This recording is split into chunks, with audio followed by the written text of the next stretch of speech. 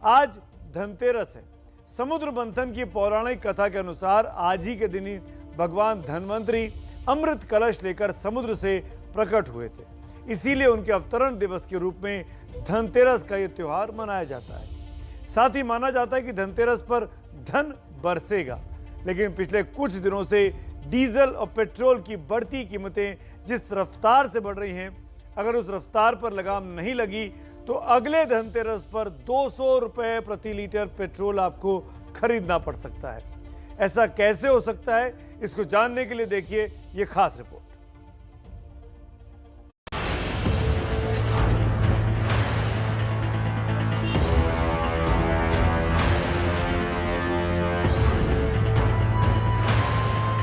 बालाहाट में देश का सबसे महंगा पेट्रोल यहीं मिल रहा है। पेट्रोल पंप पे आने लगे ऐसे लगता है जहाँ हॉस्पिटल चले हैं। पेट्रोल खर्चे निकाले, घर के खर्चे निकाले। एक आम आदमी की कमर टूट गई है। इतना तो सैलरी नहीं, जितना पेट्रोल में पैसा फूक रहे हैं।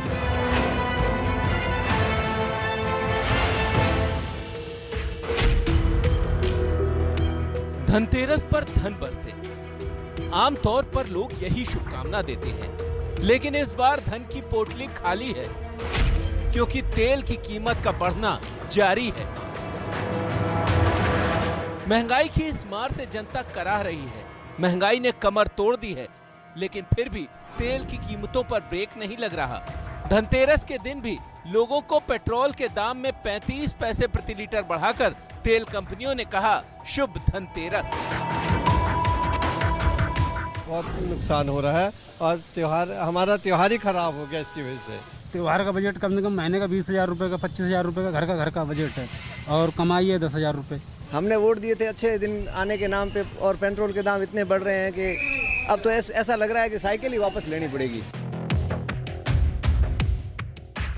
पहले पेट्रोल 100 पार, फिर 110 पार और अब तो देश के 6 शहरों में ये 120 के पार पहुंच गया है। और मैं अभी पेट्रोल पंप पे आया तो यहाँ पे मैंने 120 रुपए देखे और यहाँ पे मेरे पास जेब के अंदर 100 रुपए थे।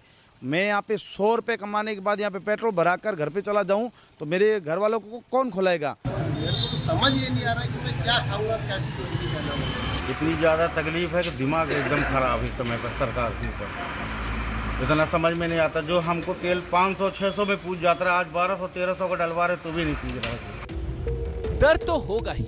कमाई का बड़ा हिस्सा अगर तेल भराने में चला जाए तो इंसान त्योहार कैसे मनाए? तो जो चीज 200 रुपए में डल जाती थी वो 300 रुपए में भी पूरी नहीं हो पा रही। एक मोनोपोली इनकी बन गई है।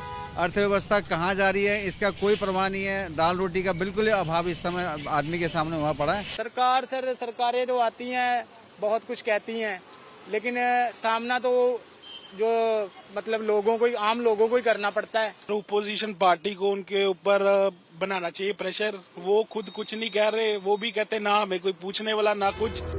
सवाल यह कि तेल के दामों पर आखिर ब्रेक कब लगेगा? जनता कब तक अंतर्राष्ट्रीय बाजार में क्रूड की कीमतों में बढ़ोतरी का झुंझुना पकड़कर जेब खाली करती रहेगी? 2 अक्टूबर 2021 को दिल्ली में पेट्रोल की कीमत थी 102 रुपए 14 पैसे प्रति लीटर, जो एक महीने बाद यानी 2 नवंबर को बढ़कर 110 रुपए 4 पैसे पर है। पिछले एक महीने में पेट्रोल की कीमत करीब 8 रुपए बढ़ चुकी है। अगर इसी रफ्तार से पेट्रोल की कीमत बढ़ी तो 5 महीने में ये 150 रुपए और 11 महीने में 200 रुपए प्रति लीटर का आंकड़ा पार कर जाएगा। तो सवाल है कि ये डीजल पेट्रोल की कीमतों का सुरसा वाला मुंह छोटा कब होगा? अब आने वाले समय में क्या हो सकता है? अंतर्राष्ट्रीय बाजार में तो तेल अब महंगा ही जाना है, सस्ते का जमाना गया। अब जो राहत दे सकती है वो सरकारें दे सकती हैं। केंद्र सरकार अपने टैक्स कम कर दे, राज्य सरकारें अपने टैक्सेस कम कर दें, राजनीति इस पर बंद करें, बयानबाजी बंद करें।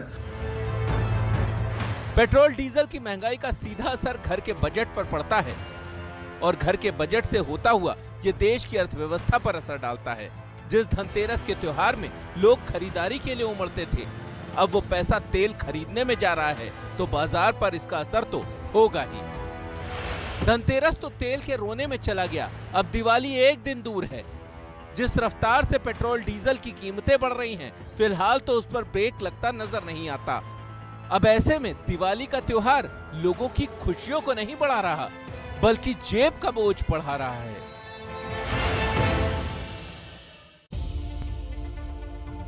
ये बात सही है कि तेल की कीमत बाजार के भरोसे है, इसीलिए तेल की कीमत पर सरकार का नियंत्रण नहीं बताया जाता। इधर पिछले कुछ समय से तेल की कीमत पर महंगाई छाई है, लेकिन सरकारों की कमाई तेल से ही बढ़ती जा रही है। 2014-15 में केंद्र सरकार ने पेट्रोलियम से 1,72,065 करोड़ रुपए कमाए थे। 6 साल बाद 2020-21 में सरकार की कमाई 4,55,069 करोड़ रुपए हो गई। और इस साल अप्रैल से जून का समय भीषण कोरोना काल था। बावजूद इसके तेल से ही 2021-22 की पहली तिमाही में केंद्र सरकार की कमाई 90,750 करोड़ रुपए हुई। वैसे ही राज्य सरकारों की बात करें तो 2014-15 में राज्यों की तेल से कमाई 1,60,554 करोड़ रुपए थी, जो 2020-21 में बढ़कर 2,17,650 रुपए हो गई। जबकि 2021-22 की पहली तिमाही में कमाई 61,613 करोड़ रुपए हुई थी। तेल के खेल में तेल कंपनियां हो या फिर केंद्र और राज्य की सरकारें सब कमाई कर रही हैं। बस जनता ही है जिसके लिए ये बोझ उठाना अब नामुमकिन सा हो गया है। पेट्रोल डीजल लोगों की जरूरत है और महंगाई पर इसका सीधा असर है। जीएसटी के दायरे में लाकर लोगों को राहत दी जा सकती है, लेकिन सरकारों से जब जब सवाल किया जाता है तो उनके पास दलीलों की लंबी लिस्ट होती है और एक पार्टी दूसरी पार्टी की राज्य सरकार पर ब्लेम करती है, लेकिन कोई भी राजनीतिक दल, कोई भी राज्य सरकार अपने गिरेबान में झांककर अपनी जनता का फायदा करती हुई नहीं दिखाई देती।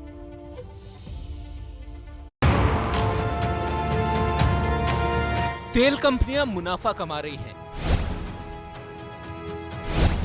केंद्र सरकार टैक्स से कमाई कर रही है। अलग अलग राज्य सरकारें वैट से तिजोरी भर रही हैं। तेल के इस खेल में सब फायदे में हैं, सिवाय उनके जिनके लिए तेल खरीदना मजबूरी भी है और जरूरत भी।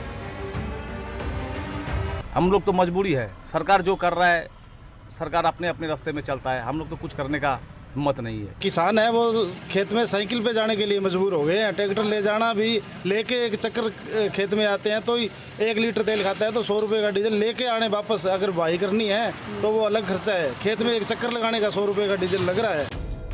अब जरा इसी बात को दूसरी तरह समझिए।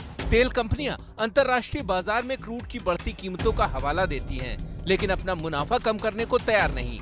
केंद्र सरकार एक्साइज कम नहीं करना चाहती और राज्य सरकारें वैट का हिस्सा नहीं छोड़ना चाहती। तेल से सबको फायदा चाहिए। जनता का तेल निकलता है तो निकले। हमारे जमाने में $120 बैरल तेल खरीदते थे, तब हम 67 रुपए में पेट्रोल देते थे और 60 रुपए 67 और डीजल जो है और भी कम 50 रुपए कर ले पर ले। और अब तो सिर्फ इनको 50, 60, 70 बैरल में आधे दामों पे बाहर से मिल रहा तेल। इसके बावजूद इतने महंगे दाम पे कि पता नहीं ये 150 रुपए लीटर पे जाके पेट्रोल रुकेगा, 125 रुपए लीटर पे जाके डीजल रुकेगा। उससे हर चीज की महंगाई बढ़ रही है, लोग त्राई कर रहे हैं। अब जरा तेल कंपनियों के मुनाफे पर गौर कीजिए। अप्रैल से जून 2021 की तिमाही में बीपीसीएल ने 1501 करोड़ से ज्यादा का, तो एचपीसीएल ने 1795 करोड़ से ज्यादा का मुनाफा हासिल किया है। जुलाई से सितंबर 2021 की तिमाही में आईओसीएल को 6360 करोड़ से ज्यादा का मुनाफा मिला है। कुछ इसी तरह से अपने फायदे के लिए केंद्र और राज्य सरकारें एक्साइज और वैट नहीं हटाती। अगर दिल्ली में 1 नवंबर को तेल की बात करें तो पेट्रोल की कीमत 109 रुपए 69 पैसे थी। इसमें टैक्स का हिस्सा 58 रुपए 21 पैसे था, यानी कुल कीमत में 53% हिस्सा जनता टैक्स के रूप में दे रही है। इसमें राज्य और केंद्र दोनों का टैक्स शामिल है। इसी तरह 1 नवंबर को दिल्ली में डीजल की कीमत थी 98 रुपए 42 पैसे। इसमें केंद्र और राज्य के टैक्स का हिस्सा था 46 रुपए 17 पैसे, यानी तेल की कुल कीमत में 47% हिस्सा टैक्स है। अब अगर तेल की यही कीमतें बाकी सामानों की तरह जीएसटी के दायरे में आ जाए तो जनता के लिए बड़ी राहत हो जाएगी। दिल्ली में 1 नवंबर के रेट से देखें तो पेट्रोल डीजल अगर जीएसटी के दायरे में आता तो कीमतें क्या होती। दिल्ली में पेट्रोल की कीमत होती 65 रुपए 89 पैसे प्रति लीटर और डीजल के रेट होते 66 रुपए 88 पैसे प्रति लीटर। लेकिन ऐसा इसलिए नहीं होता कि सरकारों के अपने बहाने और दलील हैं। कांग्रेस रूल्ड स्टेट्स हैं, उसमें पेट्रोल और डीजल हमसे ज़्यादा महंगा है, हमसे ज़्यादा उन्होंने टैक्स ले रखा। ये सही है कि जब विकास के काम एक तरफ होंगे तो निश्चित रूप से कहीं ना कहीं टैक्स का पैसा तो आएगा। विकास के लिए पैसा आ रहा है, संग्रह आ रहा है, लेकिन सरकारी खजाना बढ़ रहा है, लेकिन लोगों की जेबें सर खाली हो रही हैं, उनको परेशानी हो रही है। देखिए ऐसा है,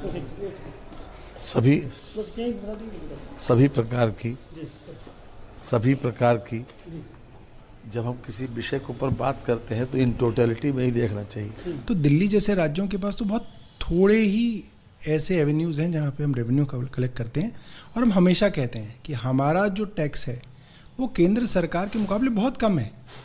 अगर केंद्र को सरकारों से, राज्यों से कंपटीशन भी करना है तो बराबर कर ले कम से कम, कि जितना राज्य सरकार टैक्स ले रहे हैं, मतलब जीएसटी में भी तो ये होता है कि जितना राज्य सरकार लेती है उतना केंद्र लेती है। वैट हमने नहीं बढ़ाया है, ये कमलनाथ जी जिन्होंने अपने घोषणा पत्र में कहा था कि हम पेट्रोल के दाम कम करेंगे, उनका बढ़ाया हुआ वैट है। सवाल का जवाब वो ठीक देंगे कि उन्होंने क्यों बढ़ाया और क्यों झूठा लिखित में झूठ परोसा जनता को। नेताओं के पास सारे जवाब हैं, बस इस सवाल का जवाब इनके पास नहीं है कि तेल की कीमतें कम कैसे होंगी, क्योंकि इसी जवाब में तो छिपा है कमाई का गणित।